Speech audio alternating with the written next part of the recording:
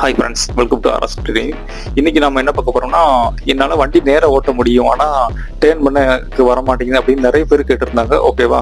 அப்போ ட்ரெயின் பண்ண வர மாட்டீங்கன்னா நீங்கள் இந்த மாதிரி ஒரு ப்ராக்டிஸ் பண்ணால் உங்களுக்கு ஈஸியாகவே ட்ரைனிங் வந்துடும். திருப்பிடலாம். ஸ்கூட்டி திருப்புறதுக்கு கஷ்டமாக இருக்குன்னு சொல்லுவாங்க, அவங்களுக்கான ப்ராக்டிஸ் தான் இது.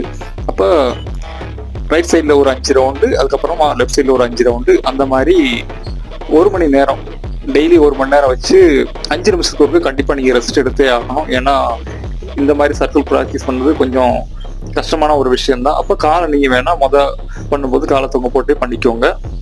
பண்ணிட்டு நம்ம போக போக காலை வந்து தூக்கி வச்சுக்கலாம். கிட்டத்தட்ட 1 வாரத்துக்கு மேலேயே பண்ண வேண்டிய இருக்கும். சரியா? 1 நாள் 2 நாள்லாம் கண்டிப்பாக சர்க்கிள் ப்ராக்டிஸ் வராது.